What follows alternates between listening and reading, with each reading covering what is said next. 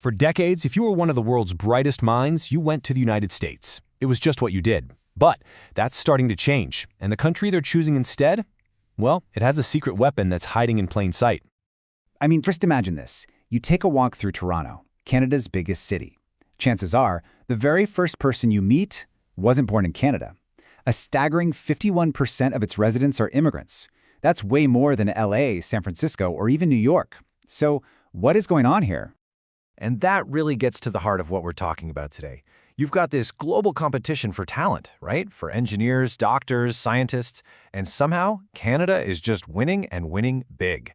Meanwhile, the US, the historic land of opportunity, kind of seems to be dropping the ball. How is that possible? And to put this in perspective, Canada's growth is, well, it's pretty wild for a developed nation. I mean, 2.7%? You'd expect to see numbers like that in a rapidly developing country in Africa or Asia, not a G7 powerhouse. And guess what's fueling pretty much all of it? Yep, immigration. Meanwhile, back in the US, there's this huge disconnect between what people think is happening and what's actually happening. If you ask the average American, they'd guess that 40% of the population is foreign-born. 40%. The reality? It's just 14%.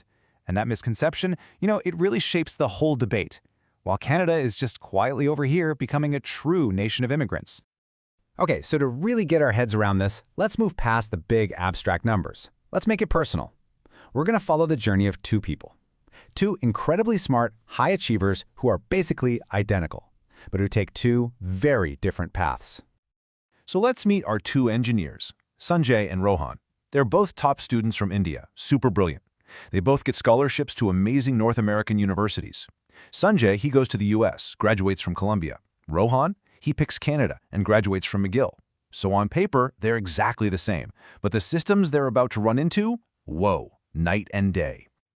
Right after graduation, this is where everything changes. For Sanjay in the US, it's like running a gauntlet. For Rohan in Canada, it's more like walking through a gateway. Okay, so Sanjay's journey is all about one thing: pure luck. First, he's got to find a company that's even willing to sponsor him. Then, because the number of these high-skill visas is capped by a rule from decades ago, there are way more applicants than spots. So what happens? His application gets thrown into a literal lottery. A lottery! His entire future in the US comes down to a random number generator. And his odds? Yeah, they're not good. We're talking less than a 15% chance of getting picked. Just think about that for a second. The US educates one of the world's brightest minds at a place like Columbia, and the second he's ready to contribute, to build things, to innovate, we basically tell him, you've got a 1 in 7 shot of staying, otherwise you're out. It's kind of unbelievable. But okay, let's say Sanjay hits the jackpot. He wins the lottery. Is he all set? Not even close. See, that H-1B visa chains him to one single employer. If he gets laid off, which, happens, he has just 60 days to find a new company to sponsor him all over again. If he can't, he and his family have to pack up and leave. It's just this life of constant, grinding anxiety. So the only way out of this trap is a green card, right? Permanent residency.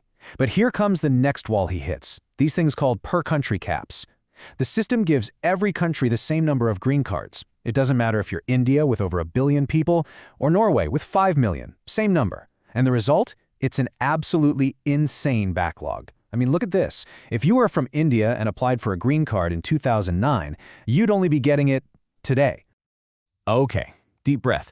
Now let's switch over to Rohan in Canada, and it is the complete opposite of all that chaos. It's all based on a system called Express Entry, and it's transparent, it's predictable. He can literally go online right now and plug in his info, his age, his education, his skills, and it spits out a score. If his score is high enough, the government just invites him to apply. No lottery, no luck, no mess. And here is the absolute game changer. When Rohan gets approved, he doesn't get some temporary visa. No, he gets permanent residency. Instantly. He's not tied down to one company. He can change jobs, he can start a business, he can actually build a life. He gets a level of security from day one that Sanjay, back in the US, might have to wait more than a decade for, if he ever gets it at all. So you're probably thinking, why on earth would anyone put themselves through that American nightmare? It sounds awful, right? Well, there's one reason. The US has one massive, and I mean massive, advantage that's almost impossible to ignore. It's the money. Plain and simple. Look at these numbers. A senior tech job at a top Canadian company like Shopify, you're looking at about 121 grand.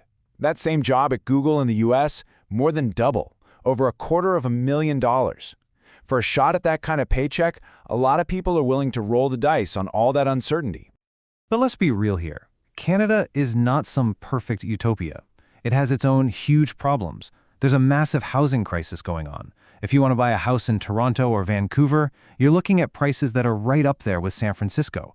But the salaries, as we just saw, they don't even come close. So it's definitely not an easy choice.